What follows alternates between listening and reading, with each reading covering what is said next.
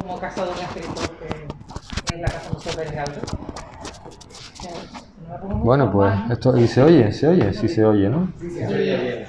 Y gracias a José Manuel que... Bueno, pues, vale, pues bueno, muchas gracias.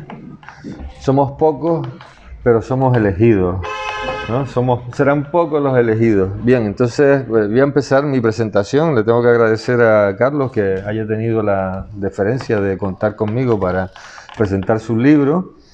Y vamos, tengo que comenzar diciendo que Carlos Marrero Expósito es un tipo insistente y voluntarioso, lo cual en su caso es una virtud. Lo conocí en un taller de cortos para teléfonos móviles que se hizo en la Galería Manuel Ojeda, y lo impartió Elio Quiroga. Entonces allí entramos en contacto, me pidió el número de teléfono y más tarde me llamó para pedirme que le presentara un libro que acababa de terminar. En ese entonces andaba yo, pues como siempre, que si tenía un artículo pendiente por aquí, un capítulo de libro por allá, una conferencia tal, y entonces le pedí que por favor postergara su petición y que me volviera a llamar un poco más adelante.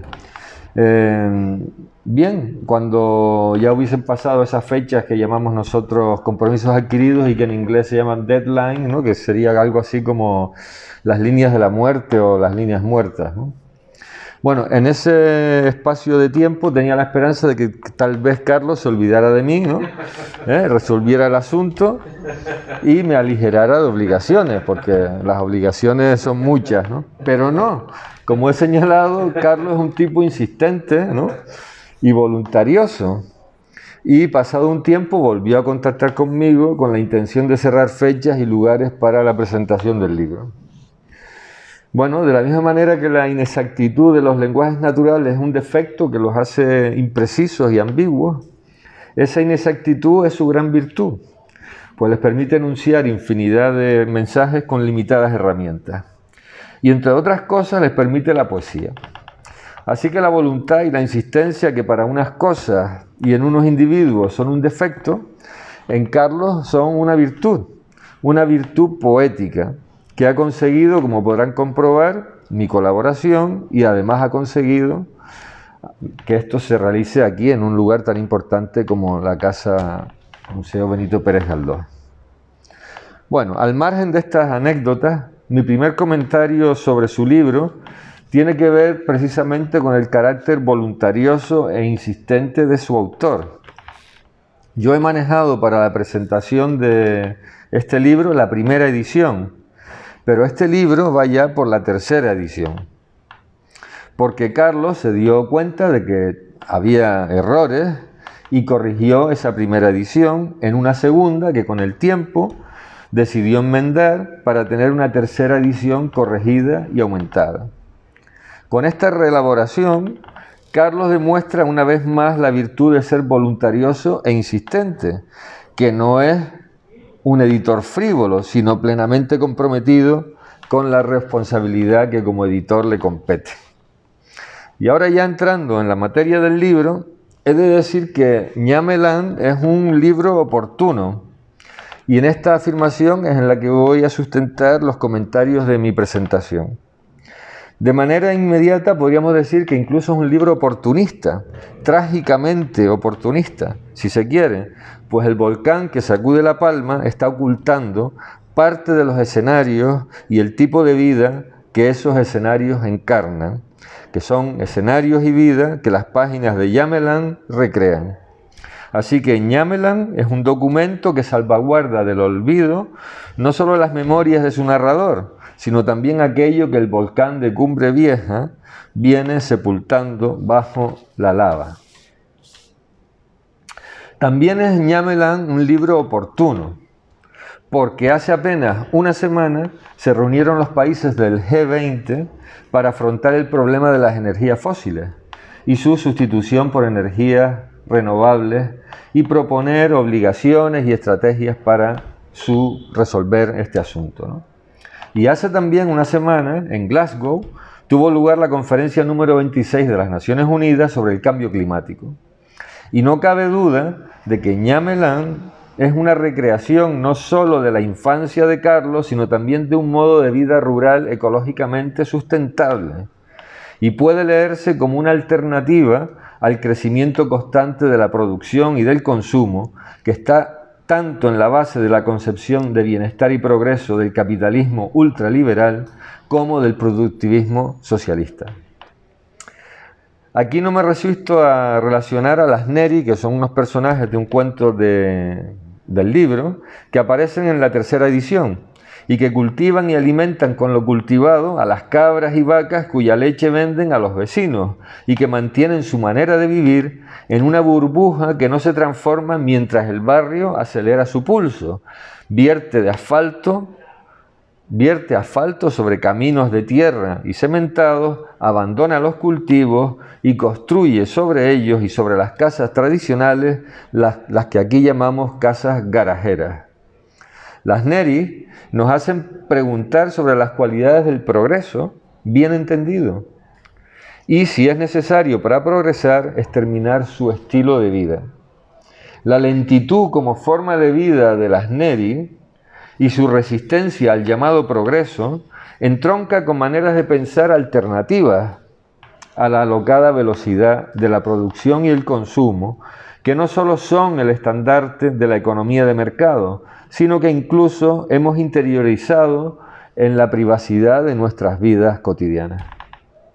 Las Neri están cercanas no solo a los movimientos contemporáneos del slow food de Carlo Petrini o la propuesta de una economía del decrecimiento de la Touche, sino también pensadores decimonónicos como Stuart Mill, que en 1848, en pleno auge de la producción industrial, en su libro Principles of Political Economy, reflexionaba, y voy a citar a Stuart Mill, siglo XIX, mitad. Sin duda, hay espacio en el mundo, incluso en los países viejos, para un aumento de la población, pero veo muy pocas razones para desearlo.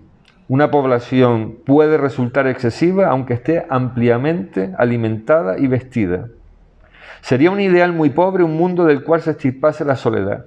La soledad, en el sentido de estar solo con frecuencia, es esencial para cualquier nivel de meditación o de carácter.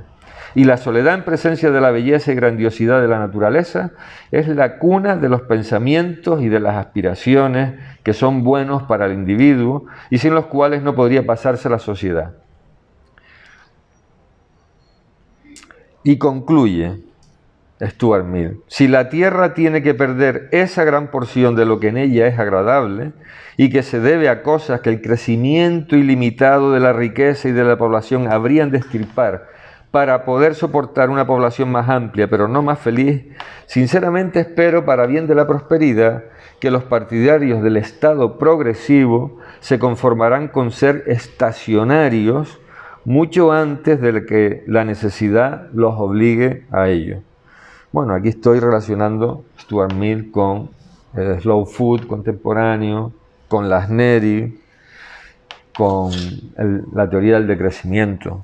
Ñamelán es un paraíso que no solo entronca con el pensamiento contemporáneo que busca otras formas de entender el progreso y el bienestar social, también lo hace con la tradición que identifica a Canarias con las Islas Afortunadas, si bien supone una reelaboración de esa tradición.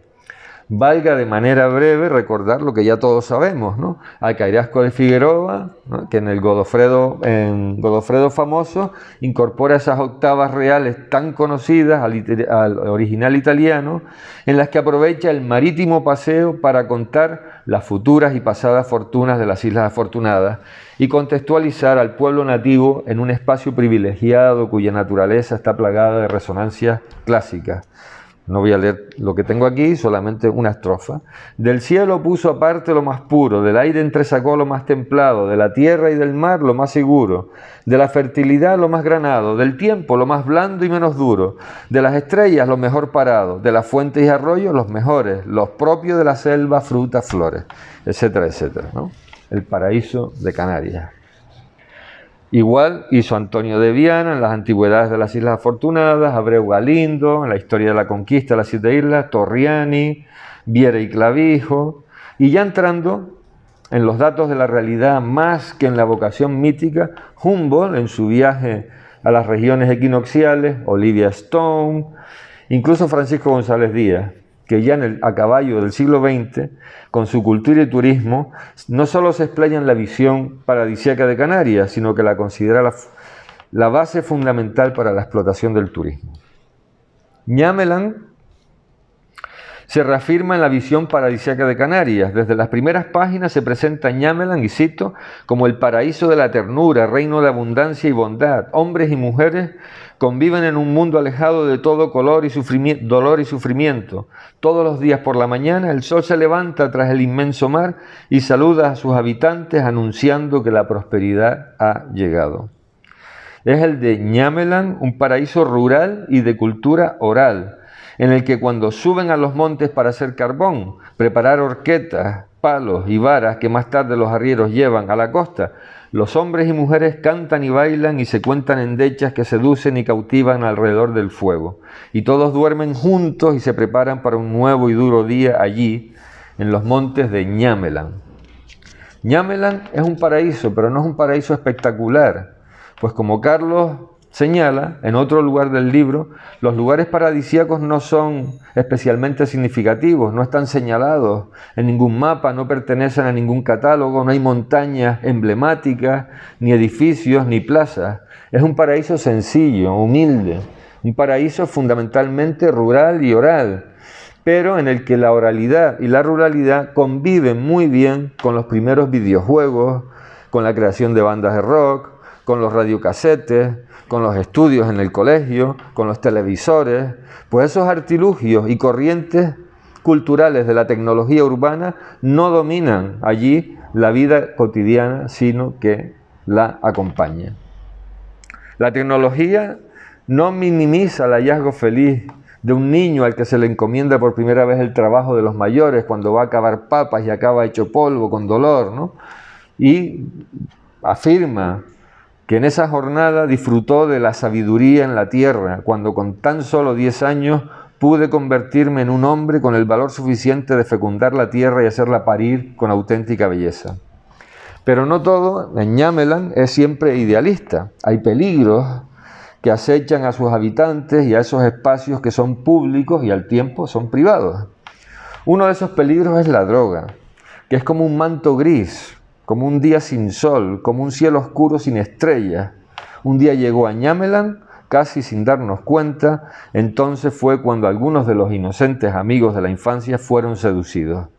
Comenzaron a huir, a esconderse en las plazas, en los arbustos, en los rincones del colegio, en lugares con penumbra, en la oscuridad, donde nadie los viese. Otro de los grandes peligros es el desarrollo urbanístico. El turismo ha terminado con el paraíso al mismo tiempo que explota la idea de paraíso. Con claridad meridiana, en el año 70, al llegar a Gran Canaria, Ernst Junger puso sobre la palestra en su diario cómo en el paraíso se estaba edificando febrilmente en todos los sitios donde podía verse un poco de playa con arena. Junger anota en su diario sobre el estropicio que en las Islas Canarias producen los hoteles, que dice él que como setas brotan en sus playas, y no de uno en uno, sino en serie, se parecen hasta en los agujeros de las cerraduras, y en algún lugar de Nueva York o de Tokio estará el diseño original de todos ellos. La reflexión de Junger sobre el número siempre creciente de turistas y en correspondencia con eso el aumento del personal de servicio lo lleva a plantear una situación insostenible. Se pregunta Junger, ¿qué ocurre en el caso de que aparezcan restricciones, una crisis económica, una guerra? No cabe invertir el proceso. Un hotel vacío se transforma pronto en un edificio en ruinas. Un camarero no se reconvertirá jamás en un pastor. Lo que viene después son paisajes fantasmales. Tengo otros ejemplos de este tipo de lecturas del paraíso de Canarias. Pero bueno, de este peligro, una que no voy a citar, es un poema de Eugenio de Andrade que está muy bien sobre Maspalomas. Pero bueno, de este peligro es consciente Carlos Marrero, pues afirma en Ñámelan que ahora, cuando visito los tilos, no dejo de sorprenderme ante el pequeño circo en el que se ha convertido. Una cascada artificial simula lo que antiguamente fue un lugar natural.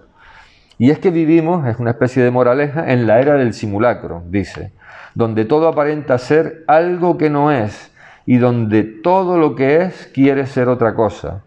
Yo me conformo con recordar la emoción y la inocencia con la que jugábamos apasionadamente en aquel lugar rodeados del frescor de los helechos. Y no por paradisíaco, su ñamelán deja de ponernos delante de pecados propios, pues el paraíso no solo peligra por las amenazas exteriores, el enemigo está también dentro. Cuando el narrador va a la playa de niño, a la fajana, que ahora ya todos sabemos lo que es una fajana, practica con otros niños el tiro al cacharro. Los cacharros eran latas de jugo muy características que la gente llevaba a la playa y dejaba tiradas en las rocas. Esto demuestra que el vertido de basuras en las playas era una práctica ya consolidada en los años 80, dice el narrador. Y en uno, estoy terminando, y en uno de estos numerosos párrafos que entre lo lírico y lo irónico cuelan una moraleja, se encuentra el que cierra el relato de un niño que sale en coche con una familia de vecinos pensando que va a dar la vuelta a la isla, para pronto descubrir que, y cito, apenas se alejan un par de kilómetros y llegan a un lugar verde y fresco, con esos sonidos de pájaros de fondo tan característicos de los ambientes de Laurisilva. Allí, afirma el narrador, bajamos todos del coche y de repente alguien abrió el maletero, sacó 2 bolsas de basura y las lanzó al vacío, ladera abajo. Yo me bajé del coche y quedé un poco sorprendido. Ajá, así que este es el lugar donde se tiran todas las basuras. Quizá esa idea fue la que me llevó a alongarme un poco para intentar divisar qué más secretos podría esconder el fondo de aquel barranco. Pero no pude ver nada más sino aquellas 2 bolsas de basura entre las hierbas. El párrafo al que me refiero, o al que me referí antes y que cierra el relato, entre lo lírico y lo irónico, es el siguiente. Todo aquello fue muy rápido. Acabada la faena, nos volvimos a subir al coche y regresamos a casa por el mismo camino. Había sido un pequeño paseo para el hombre, pero un gran paso para la humanidad, sobre todo en cuanto a impacto ambiental. Sin duda, ese impacto ambiental que al niño de Ñamelán le causa el vertido de basura en un barranco de Laurisilva, a nosotros, adultos lectores oriundos de Canarias, nos pone en guardia y nos invita a cuidar de nuestro paraíso, del paraíso figurado en sus diferentes formas de recreación literaria, y al paraíso real, a ese que conviene mimar para beneficio nuestro y de las generaciones venideras. Y muchas gracias por la atención.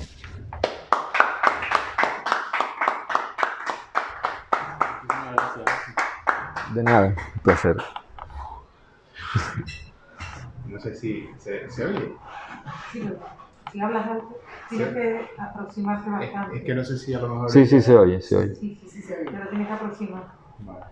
Pues José, no sé, la verdad que ha sido una reflexión tan intensa, con tantos conceptos agazapados ahí, la verdad que me ha encantado. Me ha encantado la forma en la que has ido hilvanando mis reflexiones y vinculándolas a toda esa reflexión de Canarias como espacio pues amenazado, ¿no? Pues hablado, en fin. Bueno, yo me he sentido muy cómodo porque también tuve una infancia rural. Yo tuve una infancia rural, entonces pues hay ciertas cosas del libro que he compartido contigo, en el sentido, pues sí, yo también iba a las plataneras y sacaba racimos, regaba, había baifos, cabras, en fin, una infancia rural, la verdad que no la cambio por otra, ¿no? Ahora, ¿me dejas un momentito el micro? Ah, perdón. No. Tiene una pincita. ¿Vale? Ahí, listo. Gracias. Esto está fuera de guión. Es un spam. Bueno, yo quiero aprovechar para agradecer a Victoria y al Museo Casa Museo Pérez Galdós que me hayan dado la oportunidad de presentar mi primera obra aquí. Por supuesto a José Marrero por soportarme y aguantarme la insistencia y hacer esta reflexión para mí tan intensa en concepto. yo quiero hacer simplemente un breve repaso por lo que ha sido, digamos, mis presentaciones del libro. Realmente para mí esta presentación cierra ya lo que es, vamos a decir, mi gira por Canarias, que es lo que siempre he deseado hacer cuando he hecho obra de arte o cuando he hecho dibujos o lo que sea, hacer como una especie de mostrar mi trabajo a través de las islas. No siempre he tenido esa oportunidad, entonces pues muy agradecido en ese sentido. Entonces, yo, como les digo, quiero hacer un breve repaso. En la primera presentación que hice en el Círculo de Amistad 12 de enero en Santa Cruz de Tenerife, ahí hice mi primera presentación. Ahí hablé del concepto, o sea, destaqué cuán importante es la amistad en las relaciones humanas. Me mencioné a una enfermera australiana, Bronnie Ware, no sé exactamente cómo se pronuncia, pero bueno, ella escribió un libro hablando de los 5 arrepentimientos que solían tener, o sea, ella hacía cuidados paliativos a personas mayores, y entonces a raíz de esas entrevistas pues ella extrajo 5 arrepentimientos en los que la mayoría de las personas cuando están enfrente de la muerte pues se sentían reflejados, ¿no? Manifestaban. Y uno de esos arrepentimientos tenía que ver con el no haber cuidado a las amistades, ¿no? Entonces, me pareció una reflexión interesante para hacerla justo en el Círculo de Amistad, y también buscando exponer la idea de que mi libro pues nace de la amistad. Una de las motivaciones que me lleva a mí a escribirlo nace con esa intención de rememorar y homenajear a amigos de la infancia de La Palma, ¿no? Ese fue un poco el primer paso que di digamos, en la exposición del libro. Luego, tras esa primera presentación, ahí leí uno de los poemas que hay al final del libro. Son 4 o 5 poemas que yo dedico a mis familiares. Y con esto lo que intento es hablarles un poco también del libro. Quiero decir, el libro parte como un homenaje a la amistad y también a la familia, ¿no? Son dos de los ingredientes que digamos que están ahí en la base del libro, ¿no? Luego, en la segunda presentación que hice en el Puerto de la Cruz, en el Instituto de Estudios Hispánicos de Canarias, hablé del Topo de los Alguitos. El Topo de los Alguitos es el lugar donde se condensan la mayoría de mis recuerdos de la infancia. Digamos, es el lugar donde yo estoy en contacto con, digamos, con una naturaleza muy primitiva, ¿no? Pero es primitiva porque, no solo porque, porque tiene esa exuberancia del monte de Laurisilva del norte de La Palma, sino porque ahí están, digamos, como mi conexión con mis abuelos, con los durazneros, con los cirueleros, las plantas de ciruela que tenía él plantadas. Entonces, esos recuerdos de alguna manera me acompañan constantemente y también, digamos que yo los desarrollé en la obra, ¿no? El Topo de los Alguitos me sirve para hablar del territorio, de la relación de nuestra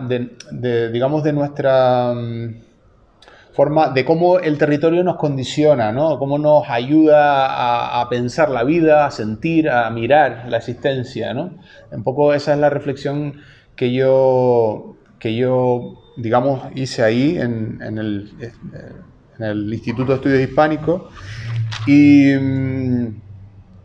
digamos que me sirvió también para empezar a hablar de los valores, muchos de esos valores que José comentaba, que están unidos a la cultura rural, que es la cultura que yo conozco, que yo conocí más en concreto en mi infancia y en mi adolescencia, ¿no? Que es, digamos, en el periodo de mi vida en el que se concentran los relatos del libro, ¿no?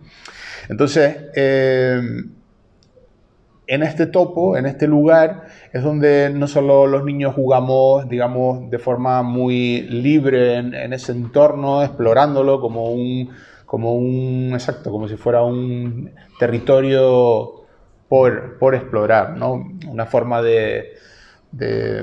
sí, de Edén, ¿no? De paraíso, ¿no? Donde reina la inocencia, y es así como yo lo viví, ¿no? Entonces, o sea, ahí no hay metáfora en esa parte de la historia. O sea, yo lo viví como un niño, ¿no? En un espacio totalmente libre. También ahí, en el Topo de los Alguitos, me sirve de excusa para hablar también de esos elementos de la cultura rural que todavía existen en el norte de La Palma, y yo creo que en muchos lugares de Canarias, también en la isla de Gran Canaria, a lo mejor en zonas más alejadas de la capital, como Teror o otros municipios que yo conozco, donde la gente todavía conserva esa estima de saludarse, reconocerse unos a otros, donde, por ejemplo, en el norte de La Palma todavía existe el trueque, ¿no? Claro, los vecinos se conocen y existe esa relación íntima de afecto, ¿no? Entre las personas, en las que uno se intercambian, pues normalmente verduras o cualquier otro tipo de cosa, ¿no? Pues digamos que esos elementos los defino ahí. Y a partir de ahí voy a La Palma a presentar el libro en el pueblo donde yo me crié, en San Andrés y Sauce, y hago una tercera presentación del libro en la que, digamos que aprovecho para empezar a enfrentar esa cultura rural. Bueno, no, realmente lo que hago ahí es empezar a profundizar en otros relatos del libro que, digamos, que se adentran en la adolescencia, en mi adolescencia, pero que también me sirven como excusa para ir hablando pues de aspectos que no son tan idílicos, ¿no? Como esos pequeños conflictos que José mencionaba, pues historias que tienen que ver, por ejemplo, como Mawasi Geri, cuando yo iba a clases de karate y de repente pues ahí hubo un conflicto con el profesor, me dio un golpe y tal, y bueno, digamos que estas experiencias me ayudan a madurar, ¿no? Ese es otro de los bloques que tiene el libro, ¿no? Digamos que una vez yo empiezo a contar las historias de mis amistades, empiezo a entrar en otra fase del proyecto en la que, digamos que yo me convierto en el protagonista de mis historias y decido, digamos, de alguna manera ponerme yo como, no sé cómo expresarlo, usar mis propias historias para transmitir una serie de valores que no están todos siempre vinculados a la naturaleza, sino experiencias personales que de alguna manera puedan servir a otras personas también para aprender de mis experiencias, ¿no? Entonces, en esta presentación hablé de la importancia que para mí, y es la razón también por la que hago estas presentaciones y, digamos, utilizo mi obra para difundir, es el tema de los valores, o sea, la cultura rural como una cultura que debemos conservar, ¿no? O sea, esa idea de que los valores que están inscritos en la cultura rural deben ser valorados y deben ser conservados de alguna manera, ¿no? Esa es un poco la idea. Y perdonen si me estoy enredando un poco porque estoy un poco nervioso, ¿no? Bueno, pues digamos que esa es la idea, ¿no? Esa es la idea, el poner en valor las características, los valores de la cultura rural. Bueno, después de eso hice una cuarta presentación en Barlovento, también poniendo en conexión, Barlovento es el municipio que está cercano, o sea, pegado a Los Sauces, también en el norte de La Palma, y en esa presentación hablé de la cultura del afecto y volví a insistir en ese reconocimiento del que les estoy hablando, ¿no? De la importancia de poner en valor y conservar esos aspectos, que no me quiero repetir, pero esos elementos de los que les estaba hablando, ¿no? Bueno, llego a Gran Canaria, estoy aquí intentando también cerrar de alguna manera lo que ha sido pues todo ese proceso en el que yo de alguna manera también he ido aprendiendo de mi obra, voy aprendiendo de las personas que me van acompañando también en las presentaciones, porque cada persona va aportando una reflexión, un punto de vista que va amplificando la obra. Y bueno, y yo quería como destacar como 3 ideas que digamos que han ido pues naciendo, ¿no? en estos últimos meses. Una estaría relacionado con esto que les decía. Si asumimos como hipótesis el hecho de que esta cultura es real, existe y que debe ser conservada y difundida, mi pregunta sería ¿cómo? ¿No? ¿Cómo podemos conservarla, difundirla? Y por qué también, ¿no? Si habría razones suficientes para hacerlo. Yo creo que sí que las habría, porque una de las, por lo menos digamos, de las cosas que aportan estos valores, pues es enriquecer nuestra vida actual, ¿no? El poder aprender de todo esto, ¿no? Para poder enriquecer nuestra vida contemporánea, por decirlo de alguna manera, ¿no?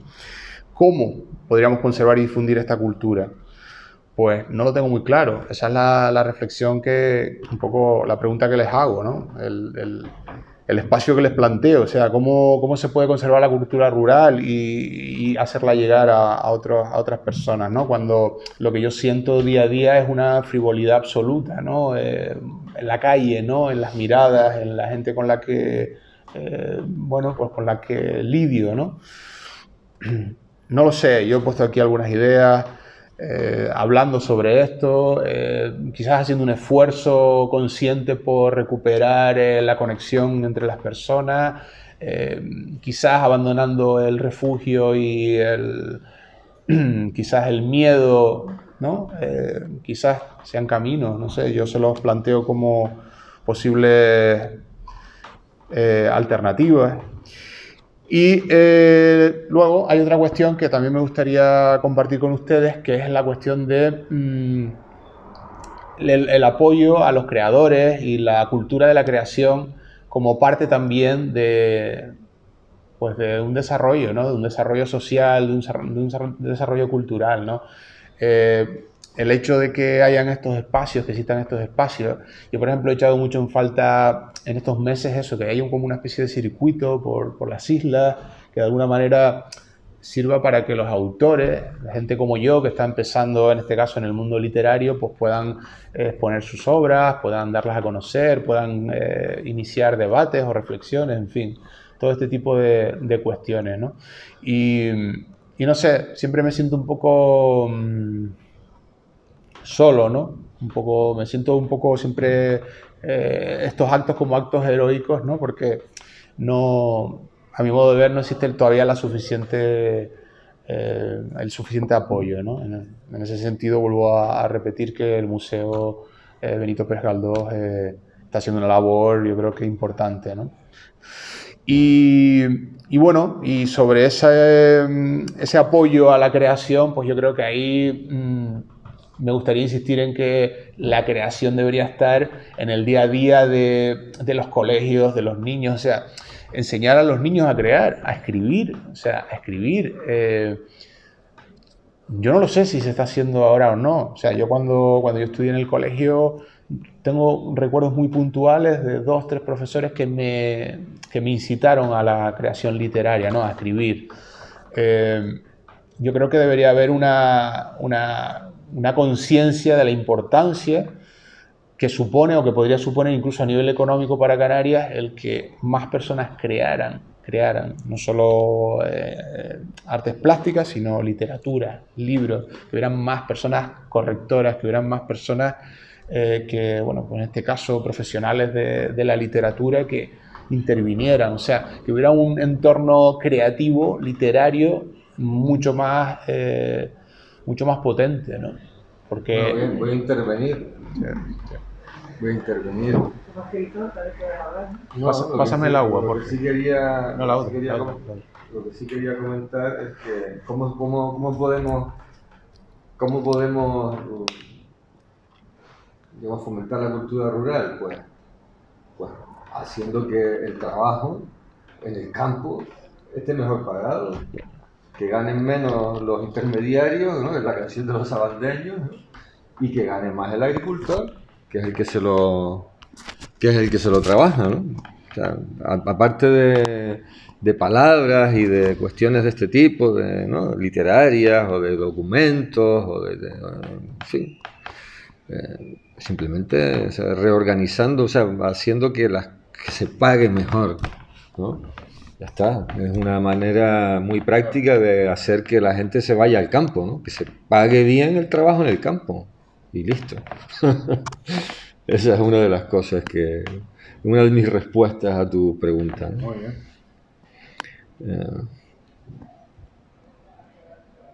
Sobre la cultura, realmente, yo lo que hacen los colegios, depende de los colegios y los centros de enseñanza media, secundaria y bachillerato, depende de los profesores. Hay muchos profesores, profesoras con unas iniciativas, nosotros lo sabemos porque vienen aquí, ¿verdad?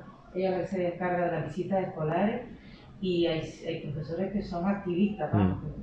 Muchísimos, más que a nosotros estudiamos, no vamos a comparar, pero gente muy, muy comprometida, eso no se visibiliza mucho.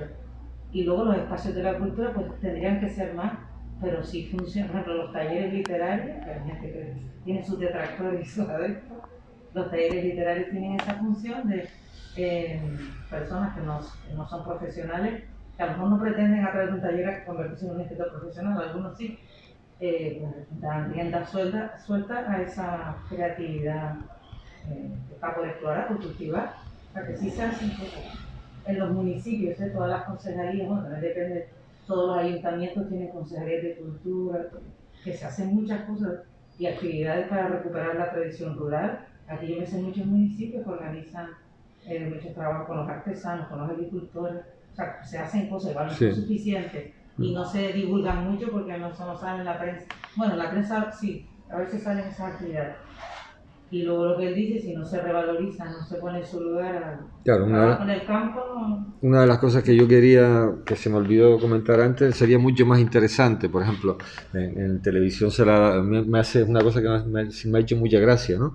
Esta cosa de estos multimillonarios, ¿no? Que se gastan una pasta tremenda para coger un avioncito, estos que lo llevan como a la estratosfera para flotar allí y tal. Yo siempre digo, hombre, coge un microscopio y mira la hormiga que está al lado, ¿no? Que también esa es una aventura que tienes ahí a mano, ¿no?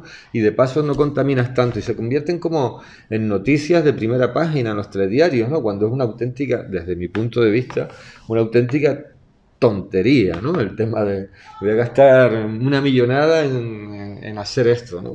En fin, o sea, es como reubicar los objetivos y tal, ¿no? Es complicado, es complicado. En fin, yo no tengo nada más que decir. Muchas gracias, José. Yo, nada, para cerrar un poquito el acto, si te parece bien, pues quería leerle, en todos los actos suelo leer siempre algo y me gustaría leer el poema de mi abuelo, que además yo tengo familia por parte de mi madre, de mi abuelo, palmero, que procede de aquí de Gran Canaria, de la zona norte, ¿cómo se llama aquella parte tan aislada del norte? La aldea, de la aldea, ¿no? Entonces dice así: abuelo, ¿tú te acuerdas cuando fuimos juntos a plantar las papas? Tú abrías la tierra y yo ponía la simiente. ¿Lo recuerdas, abuelo? Yo era un niño y tú mi abuelo, abuelo tierno y cariñoso. Tú me llevaste a aquella huerta, abuelo, y juntos plantamos las papas. Primero el guano y luego la simiente, ¿recuerdas? Me explicaste la importancia de cuidar la distancia justa entre papa y papa, porque las papas también necesitan su espacio para crecer. ¿Lo recuerdas, abuelo? Aún recuerdo tu silencio, abuelo, tu serenidad blandiendo la azada, ese arma desgarradora en tus manos, también tus manos duras y agrietadas por la vida, manos con las que me abrazabas y jugabas conmigo. Pero aquel día estaba serio, abuelo. Tus manos agrietadas golpeaban la tierra en silencio y yo ponía la simiente. ¿Por qué estabas tan serio, abuelo? Quizás fueron los hombres del monte, abuelo, todos aquellos que cortaban el monte contigo en la mañana hasta el anochecer y luego te robaron, abuelo, gente de la ciudad, sin valores, te robaron. Quizás fue aquella gente, abuelo, a los que diste el pase por delante de tu casa y luego querían venir a tirártela, gente sin vergüenza y sin valores, abuelo. Quizás fueron las horas que pasaste caminando hasta el monte al amanecer, sin regresar hasta el anochecer, en un mundo secreto de madera y sufrimiento que solo tú y otros como tú conocieron, abuelo. O quizás fue tu dolor, abuelo, el dolor de haber sido forzado a ir a una guerra de gente a la que no conocías y te obligaron a matar a gente con valores, pero que tuviste que matar, abuelo. O quizás haya sido tu corazón incapaz de soportar tanto amor, tanto cariño y tanto dolor condensado en un solo corazón, abuelo. Por eso aquel día se te paró el corazón y moriste y no me dejaron ir a tu entierro, abuelo, no me dejaron.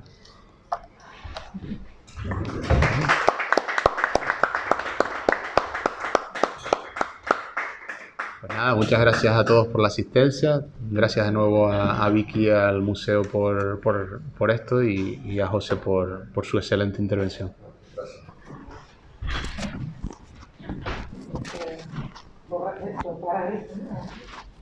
No, ahora lo paramos, ya después se edita. José, muchas gracias. Es un placer, Quedó muy